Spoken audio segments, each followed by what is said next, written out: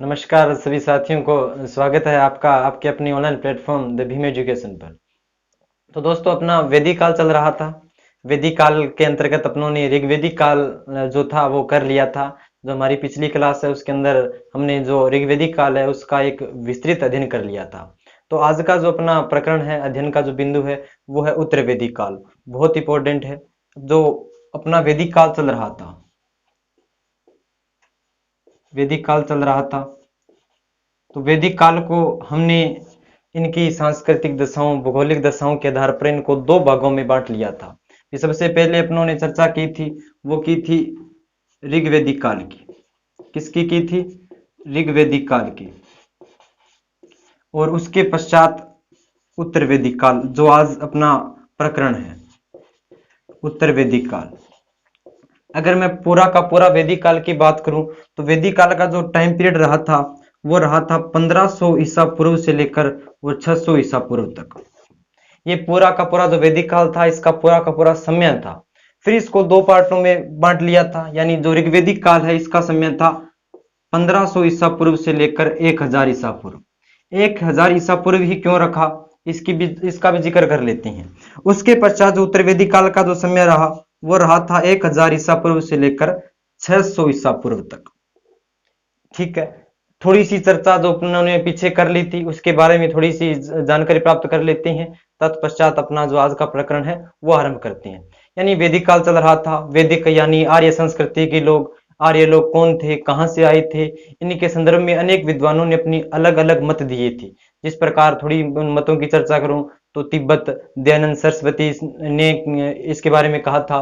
फिर अपने बात करें उत्तरी ध्रुव से बाल गंगाधर तिलक ने कहा था। लेकिन ये सभी अलग मुद्दे थे। उसके पश्चात इनका जो सारांश निकला, अर्थात यानी आर्य लोग कौन थे और कहां से आए थे, जो सर्वमान्य जो मत था वो था मैक्स मुलर का।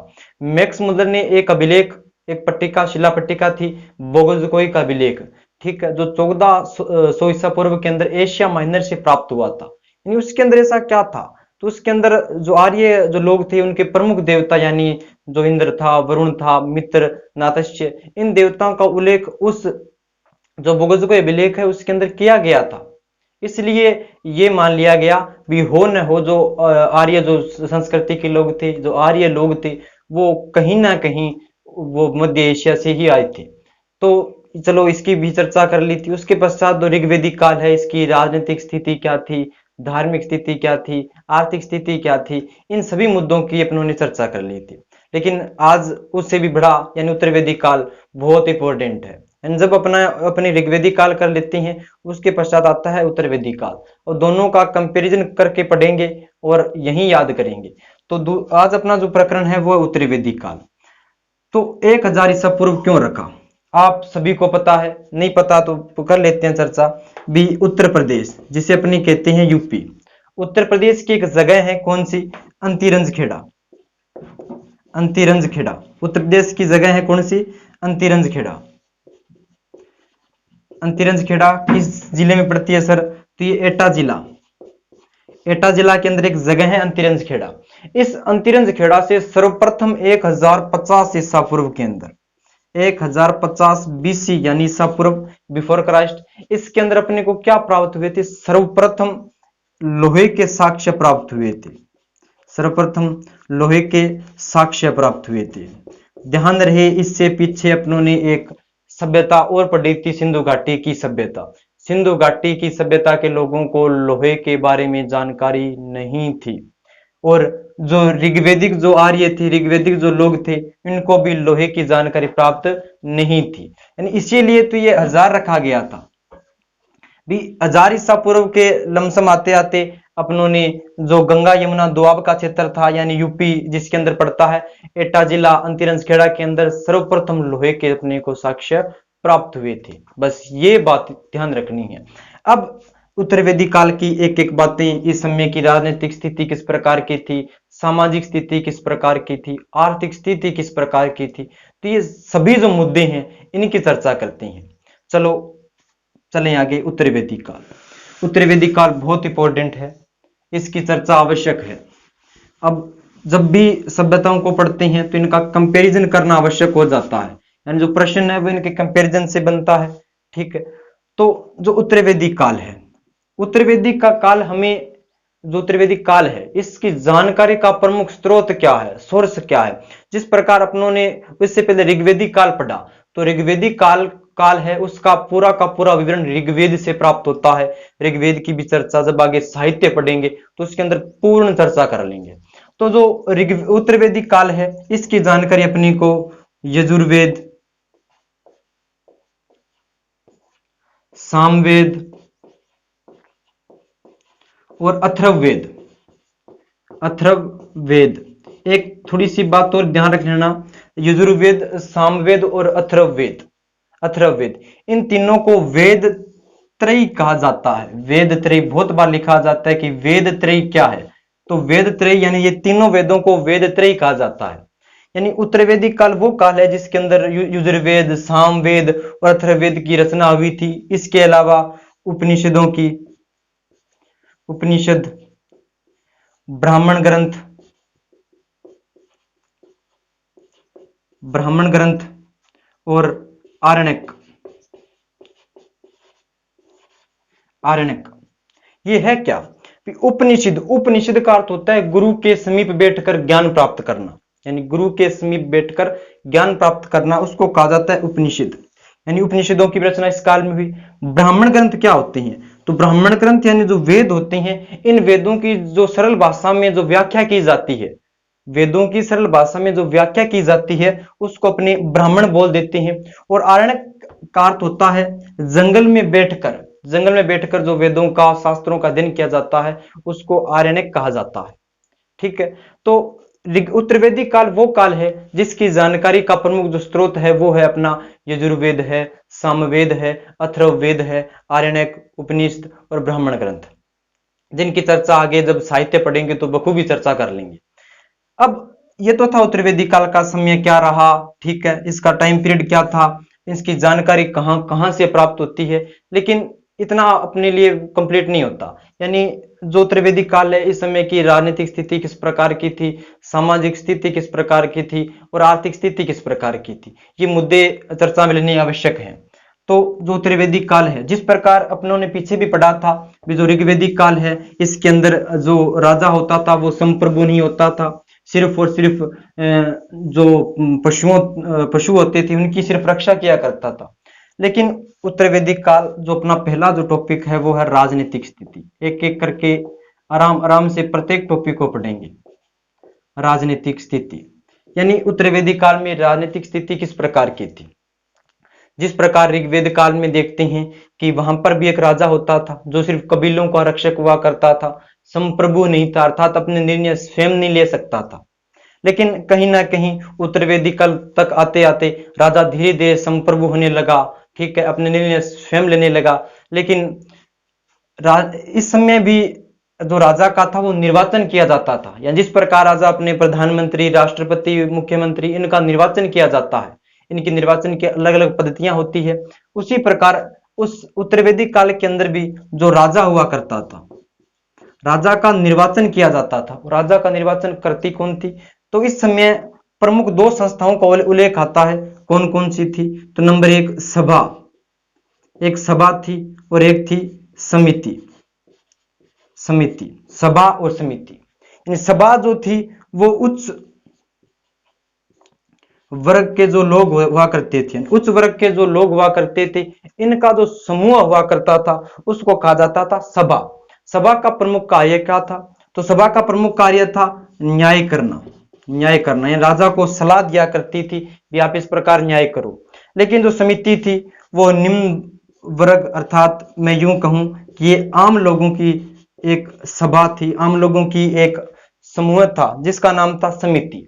ये क्या करती थी सर? तो ये क्या करती थी? राजा का निर्वाचन किया करती थी, राजा का चुनाव किया करती थी, निर्वाचन किया करती थी, ठीक है। प्रमुख राजनीतिक इकाई थी समिति। एक शब्द कहीं कहीं और अपने को प्राप्त होता है, एक शब्द मिलता है विदत। विदत क्या होती है?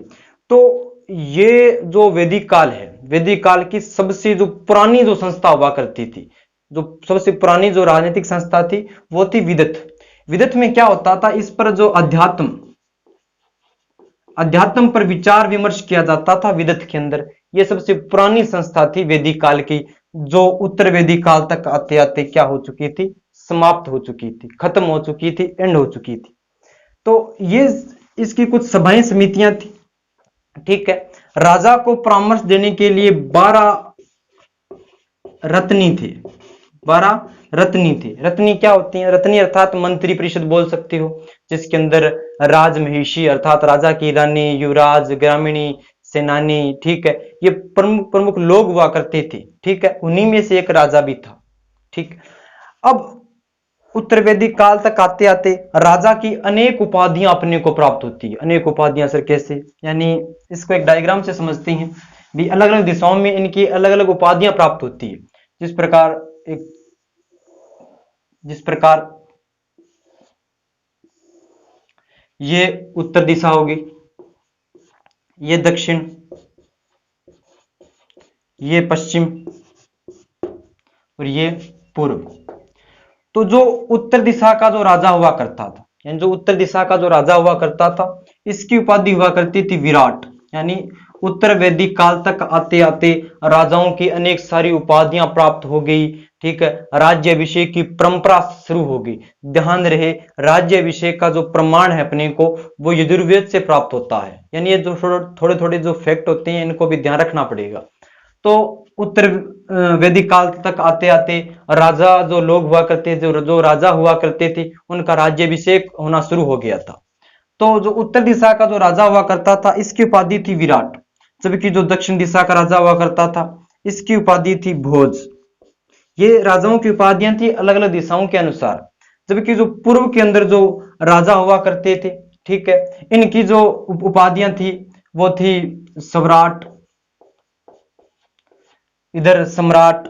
इस प्रकार कई सारी अपने को उपाधियां प्राप्त होती है अलग अलग दिशाओं के आधार पर, ठीक है।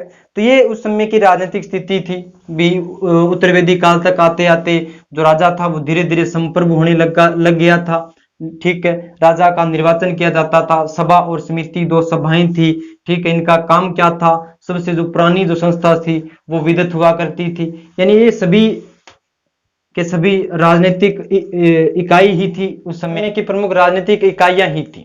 यानी ये उत्तर वैदिक काल के प्रमुख जो राजनीतिक जो संस्थाएं थी, उनका अध्ययन कर लिया।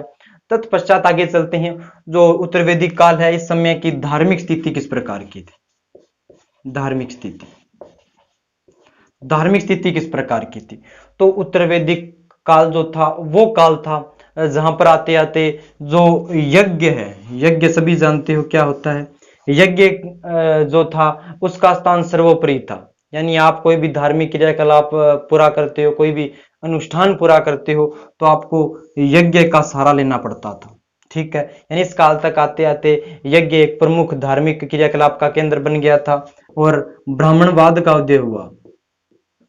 ब्राह्मणवाद का धीरे धीरे उदय होना स्टार्ट हो गया। यानी ब्राह्मणों की जो सर्वोच्चता थी वो धीरे धीरे बढ़नी शुरू हो गई।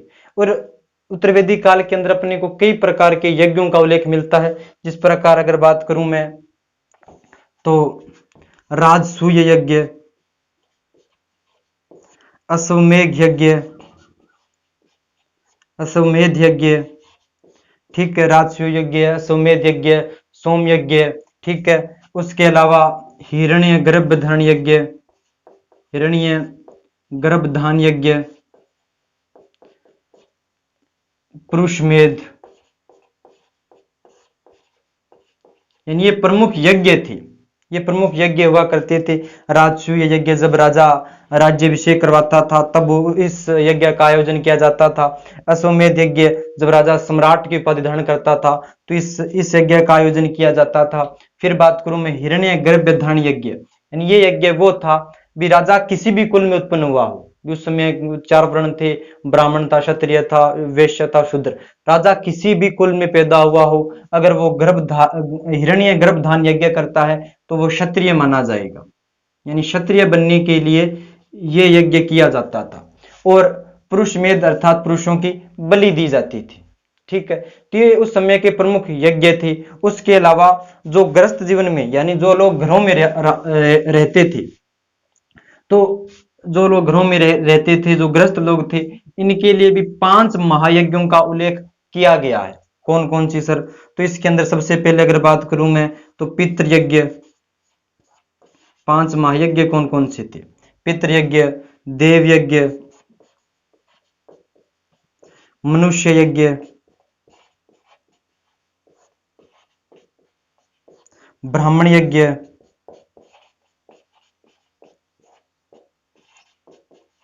यानी ये प्रमुख महायज्ञ थे। महायज्ञ जो क्या थे, जो घरों में जो लोग रहा करते थे इनके लिए ये करना आवश्यक हुआ करता था।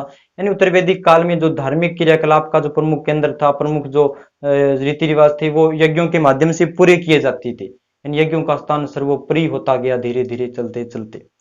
इसी यज्ञ और ब्राह्मणवाद के चलते जब आगे बढ़ते हैं, बौद्ध धर्म, जैन धर्म का उत्थान हुआ, इन्होंने ये जो वैदिक जो अनुष्ठान थे इनको धीरे धीरे कम किया, समाज के अंदर जागृति पैदा की, वो बाद के मुद्दे हैं। तो ये उस समय की आर्थिक स्थिति थी, सॉरी धार्मिक स्थिति थी।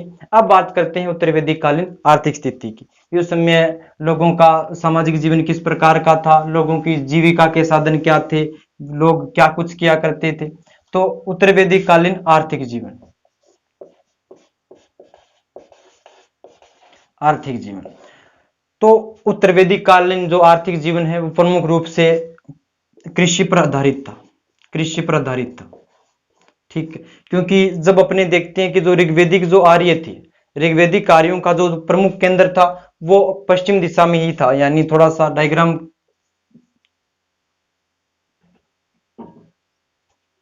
यानी जो ऋग्वेदिक जो आर्य थे, जो ऋग्वेदिक आर्य हुआ करते थे, इनका जो जो केंद्र था वो ये सप्त सिंधु प्रदेश था। सप्त सिंधु प्रदेश, जहां से प्रमुख 7 नदियां बहा करती थी, ठीक है, ठीक है। तो ऋग्वेदिक कार्यों का जो प्रमुख निवास स्थान था वो यही था। लेकिन जैसे लोहे की खोज हुई, लोहे की खोज ने एक नई क्रांति ला दी और आर्यों का विस्तार इस गंगा यमुना जो द्वाब का क्षेत्र था इसके अंदर चले गए। यानी जो उत्तर वैदिक काल जो आर्य थे वो कहाँ आ गए? गंगा यमुना द्वाब क्षेत्र के अंदर आ गए, ठीक है। दोआब क्या होता है? तो दोआब दो नदियों के बीच की जो भूमि होती है उसको दोआब कहा जाता है, ठीक है। तो उत्तर वैदिक काल जो आर्य थे वो धीरे धीरे अपना प्रसार करते गए। और एक ऋषि थे अगस्त्य ऋषि, अगस्त्य ऋषि, जिन्होंने दक्षिणी भारत का, यानी ये जो भारत है, दक्षिणी भारत का भी क्या किया था? आर्यकरण किया था। यानी आर्य जो संस्कृति थी उसको यहां तक फैलाया था, ठीक है। तो ये कुछ बातें थी। और जो अब बात कर रहे हैं आर्थिक जीवन की, यानी जो त्रिवेदिक काल है, इस समय जो कृषि था उनका प्रमुख व्यवसाय था। लोग पशुपालन भी किया करते थे, ठीक है। यानी इस समय जो लोगों की जो प्रमुख फसलें हुआ करती थी वो चावल थी, गेहूं था और जौ था। जौ को उस समय यव कहा जाता था, गेहूं को उस समय गोधूम कहा जाता था और चावल को उस समय ब्रीही कहा जाता था। ब्रीही, यानी उसके कुछ उपनाम है। चावल को ब्रीही कहा जाता था, गेहूं को गोधूम, जौ को यव कहा जाता था। यानी उस समय की प्रमुख फसलें हुआ करती थी कृषि की। और उस समय व्यापार भी हुआ करता था, व्यापार, व्यापार हुआ करता था। तो जो व्यापारी थे, व्यापारियों के लिए एक शब्द आया है पणी, व्यापारियों को पणी कहा जाता था, पणी, ठीक है। और जो व्यापार करने वाली जो संस्था थी वो कहलाती थी श्रेष्ठ, श्रेष्ठा या श्रेणी।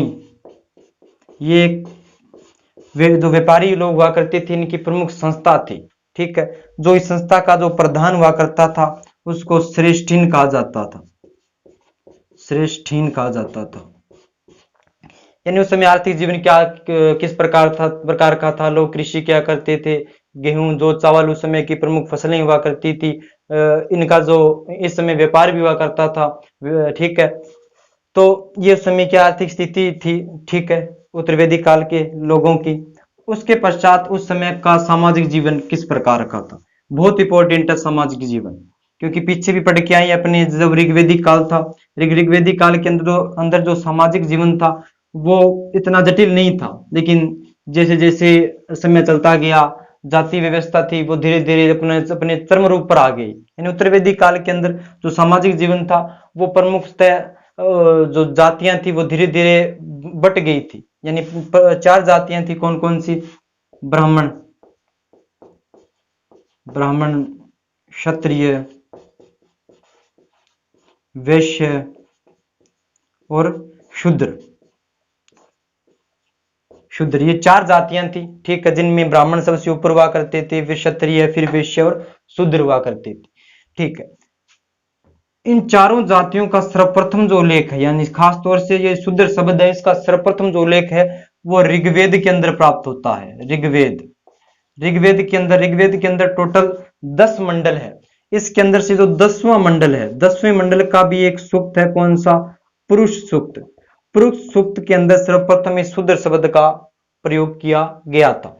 लेकिन जो ऋग्वेदिक काल और त्रिवेदिक काल है, इनमें सबसे बड़ा अंतर यह था कि जो ऋग्वेदिक काल है, इसके अंदर जो जाति व्यवस्था थी वो कर्म पर आधारित थी। कर्म पर, ऋग्वेदिक काल के अंदर जाति व्यवस्था कर्म पर आधारित थी, यानी आप जैसा कर्म करोगे आपका वर्ण वही माना जाएगा। लेकिन जो त्रिवेदिक काल है, उत्तरवेदिक काल तक आते आते जो जाति व्यवस्था थी वो किस पर आधारित हो चुकी थी? जन्म पर आधारित हो चुकी थी। यानी आप जिस कुल के अंदर, जिस वंश के अंदर आप पैदा होगे, आपका जो कुल है, ठीक है, जाति है, वो उसी के आधार पर मान ली जाएगी, ठीक है। सबसे बड़ा अंतर ये था, उत्तरवेदिक काल तक आते आते जो जाति व्यवस्था थी वो कर्म पर आधारित थी, वो किस पर आधारित हो गई थी? जन्म पर आधारित हो गई थी, ठीक है। तो इससे जाति व्यवस्था का उद्भव हुआ था, ठीक है। और इसमें क्या कुछ खास बातें हैं? तो सामाजिक जीवन के अंदर बात करें तो इस समय जो स्त्रियों की स्थिति थी वो भी धीरे धीरे गिरती गई, निरंतर गिरती गई। जिस प्रकार अपने ऋग्वेदिक काल में पढ़ते हैं, स्त्रियों की स्थिति काफी उन्नत थी, बहुत महान महान स्त्रियां हुई थी उस समय। स्त्रियों को राजनीति में भाग लेने का अधिकार प्राप्त था। परंतु जैसे जैसे उत्तरवेदिक काल आया, स्त्रियों की स्थितियां धीरे धीरे डाउन होती गई, ठीक है। तो इस समय जो प्रमुख स्त्रियां थी, जिस प्रकार अगर बात करूं मैं, विश्ववरा, घोषा, अपाला, मैत्री, गार्गी, ये प्रमुख विदुषी महिलाएं थी जिन्होंने इस उत्तरवेदिक काल के अंदर भी अपना जो कौशल था उसका व्याख्यान किया था, ठीक है। इन्होंने प्रमुख वेदों की रचना की थी, मंत्रों की भी रचना की थी, ठीक है। तो जो एक बहुत बड़े विद्वान हुए हैं याज्ञवल्क्य की दो पत्नियां थी, कौन कौन सी? एक मैत्री और एक कात्ययनी। तो ये जो याज्ञवल्क्य जो थे, ये राजा जनक के दरबार में रहा करते थे। तो राजा जनक के दरबार में शास्त्रार्थ हुआ था। इस शास्त्रार्थ के अंदर जो गार्गी थी, गार्गी ने याज्ञवल्क्य को राजा जनक के दरबार में शास्त्रार्थ में पराजित किया था। यानी इतनी अच्छी अच्छी स्त्रियां थी उस समय भी, ठीक है, जो असीमित ज्ञान का भंडार था। तो ये प्रमुख स्त्रियां थी। स्त्रियों की स्थिति धीरे धीरे गिरती गई, लेकिन पर्दा प्रथा, बाल विवाह का प्रचलन नहीं था, ठीक है, पर्दा प्रथा और बाल विवाह का प्रचलन नहीं था। और क्या कुछ पढ़ते हैं समाज जीवन में? इस जो उत्तरवेदिक काल है, इसमें 8 प्रकार के विवाह होते थे, ये बहुत इंपॉर्टेंट है। 8 प्रकार के विवाह हुआ करते थे। कौन कौन से विवाह होते थे 8 प्रकार के? तो ध्यान से देख लेना। नंबर 1, ब्रह्म विवाह। ब्रह्म विवाह एक ही बात है, यानी एक ही जाति के अंदर परिवार की सहमति से जो विवाह हो जाता है उसको ब्रह्म विवाह कहा जाता है। हिंदू धर्म के अंदर ये जो विवाह का स्वरूप है आज भी प्रचलन में है। जो दूसरा विवाह का प्रकार होता था वो होता था देव विवाह। देव विवाह क्या होता था? यानी जो पंडित था, यज्ञ किया करता था, अनुष्ठान किया करता था, उसको दान रूप में उसको कन्या दी जाती थी। दान रूप में उसको अपनी पुत्री या कन्या दे दी जाती थी, जिसको देव विवाह कहा जाता था। उसके पश्चात आता है आर्ष विवाह। फिर प्रजापत्य विवाह एक ही बात है, ठीक है। यानी ये जो पहले जो 4 विवाह है, यानी ब्रह्म विवाह, देव विवाह, आर्ष विवाह और प्रजापत्य विवाह, ये एक अच्छे विवाह थे, उच्च किस्म के विवाह थे। लेकिन उसके पश्चात आगे के विवाह, यानी असुर विवाह, गंधर्व विवाह, पैशाच विवाह और राक्षस विवाह, ये जो विवाह है 5 6, 7 और 8, ये 8 प्रकार के विवाह हुआ करते थे उस समय। ये जो पहले के जो 4 विवाह है ये उत्तम किस्म के विवाह थे, और ये जो आखिरी के 4 विवाह है ये एक प्रकार से खराब विवाह थे, ठीक है, जिनको समाज के अंदर कोई खास अहमियत नहीं दी जाती थी, जबरदस्ती विवाह हुआ करते थे, ठीक है। तो ये विवाह के 8 प्रकार थे। 8 प्रकार बहुत इंपॉर्टेंट है, जिसके अंदर मैं बात दोबारा बता देता हूँ। ब्रह्म विवाह था, देव विवाह था, आर्ष विवाह था, प्रजापत्य विवाह था, आसुर विवाह, गंधर्व विवाह, पिशाच और राक्षस विवाह। ये 8 विवाह याद रखने बहुत इंपॉर्टेंट है। उसके पश्चात और सामाजिक जीवन में बात करूं तो इस समय 16 प्रकार के संस्कार थे। ये संस्कार भी बहुत इंपॉर्टेंट है। 16 प्रकार के संस्कार, 16 संस्कार बहुत बार अपनी नाम आ जाता है भी, संस्कार, 16 संस्कार, ठीक है। 16 श्रृंगार नहीं, 16 संस्कार। संस्कार देखो, संस्कार का अर्थ होता है वे संस्कार जो अपने जो मनुष्य अपने पूरे जीवन के अंदर जो धार्मिक क्रियाकलाप करता है, जो भी काम करता है, उसको एक प्रकार से अपने संस्कार बोल देते हैं। तो संस्कार 16 संस्कार थे। कौन कौन से? नंबर 1 गर्भधान। सर्वप्रथम गर्भधान अर्थात एक मनुष्य अपनी माँ के कोख में, माँ के गर्भ में आता है, यानी ये हो जाता है गर्भधान। फिर आता है पुंसवन। पुंसवन क्या होता है? तो पुंसवन होता है जो पुरुष होता है, यानी जो उसी प्रकार से उस बच्चे का जो पिता हुआ करता था, वो जो लड़के प्राप्ति के लिए जो यज्ञ क्या करते थे, उसको पुंसवन कहा जाता है। उसके पश्चात आता है सीमांतोनियन। सीमांतोनियन, सीमांतोनियन, ठीक है। उसके पश्चात जातकर्म, ठीक है। उसके पश्चात नामकर्म, सॉरी 5 नंबर है, नामकर्म, नामकरण या नामकर्म, यानी गर्भधारण, पुंसवन, सीमांतोनियन, जातकर्म, ठीक है, नामकरण। फिर आता है निष्क्रमण। निष्क्रमण, निष्क्रमण, ठीक है। उसके बाद नामकरण, निष्क्रमण आ जाता है। उसके पश्चात मैं बात करूं अन्नप्राशन, यानी अन्न खिलाना, अन्नप्राशन, अन्नप्राशन, ठीक है। कर्णभेदन, कर्णभेदन अर्थात जो भी बच्चा होता था, वो उसके जो कान थे उसके अंदर कुंडल डाले जाते थे, ठीक है। एक इसके अंदर आ जाता है चूड़ाकर्म। चूड़ाकर्म, चूड़कर्म जिसे कहा जाता है, यानी जो बालक होता है उसका मुंडन किया जाता था, ठीक है। उसके पश्चात विद्यारंभ, विद्यारंभ। उसके पश्चात उपनयन संस्कार, बहुत इंपॉर्टेंट है उपनयन, इसकी पीछे भी चर्चा कर चुके हैं। उपनयन संस्कार यानी जो ब्राह्मण थे, क्षत्रिय थे, ठीक है, जब वो ये अपने क्या बोलते हैं आश्रमों के अंदर जब जाते थे, ठीक है, तो उससे पहले उनका उपनयन संस्कार किया जाता था, ठीक है। उपनयन संस्कार के पश्चात ही वो आश्रम में प्रवेश करते थे, और उपनयन संस्कार के बाद उनको द्विज कहा जाता था। द्विज, द्विज का अर्थ होता है दोबारा जन्म लिया हुआ, तो ठीक है, उपनयन संस्कार आ गया। उसके बाद में वेदारंभ, वेदारंभ अर्थात उपनयन संस्कार के बाद जब लोग आश्रम में चले जाते हैं तो जो वेदों की शिक्षा है वो आरंभ कर दी जाती है। उसके पश्चात गोदान, समवर्तन, और उसके पश्चात विवाह, और जो आखिरी संस्कार है वो है अंत्योष्टि। अंत्योष्टि यानी एक जीवन के अंदर व्यक्ति के 16 संस्कार होते हैं। गर्भदान सबसे पहले गर्भ में आता है, फिर पुंसवन, सीमांतोनियन, जातकर्म, नामकरण, निष्क्रमण, अन्नप्राशन, कर्णभेदन, चूड़कर्म, विद्यारंभ, ठीक है, उपनयन संस्कार, वेदारंभ, गोदान, संवर्तन और विवाह और अंत्योष्टि। ये व्यक्ति के 16 संस्कार माने गए हैं, ठीक है। और इसके अलावा इस समय आश्रम व्यवस्था भी थी। आश्रम व्यवस्था, आश्रम व्यवस्था भी थी, ठीक है। आश्रम व्यवस्था की का सर्वप्रथम जो उल्लेख है वो ज्वाला उपनिषद में अपने को प्राप्त होता है। ज्वाला उपनिषद। तो जो आश्रम उस समय 4 प्रकार के आश्रम थे। नंबर 1 ब्रह्मचार्य आश्रम, ब्रह्मचार्य आश्रम। उसके पश्चात नंबर 2 गृहस्थ आश्रम,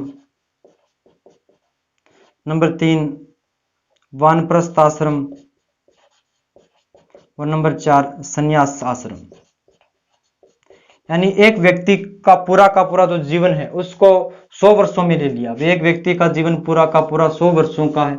100 में से जो पहले 25 वर्ष हैं, यानी जो पहले जो 25 वर्ष हैं वो ब्रह्मचार्य, ठीक है, यानी जो व्यक्ति है वो विद्या का आरंभ करना प्रारंभ करता है। उसके पश्चात व्यक्ति जो अपने जो ऋण होते हैं, जो जिस प्रकार ऋषि ऋण, देव ऋण, पितृ ऋण, उनसे मुक्ति प्राप्त करने के लिए विवाह करता है। और आगे के जो 25 साल होते हैं वो व्यक्ति एक घर में रहकर एक ग्रस्त जीवन व्यतीत करता है। उसके पश्चात व्यक्ति धीरे धीरे वनों की ओर चला जाता है। यानी 50 से 75 की एज के अंदर व्यक्ति धीरे धीरे वनों में चला जाता है। उसके पश्चात आखिर में संन्यास ग्रहण कर लेता है। संन्यास ग्रहण कर लेता है, यानी आश्रम का जो प्रमुख उद्देश्य था वो ये था भी जो व्यक्ति है वो किसी न किसी प्रकार से क्या प्राप्त करे, मोक्ष प्राप्त करे। ठीक है, तो ये अपना जो अध्ययन था आज का वो था उत्तर वैदिक काल, जिसके अंदर अपनों ने उत्तर वैदिक काल के लोग कौन थे, ठीक है, उनकी भौगोलिक स्थिति क्या थी और उनकी राजनीतिक स्थिति, धार्मिक स्थिति, आर्थिक स्थिति, सामाजिक स्थिति, ये सभी के सभी मुद्दे आज अपनों ने चर्चा में लिए। उसके पश्चात आगे अपने जो वैदिक कालीन जो साहित्य हैं, 4 वेद हैं, उपनिषद हैं, इनके बारे में चर्चा करेंगे। तब तक के लिए धन्यवाद।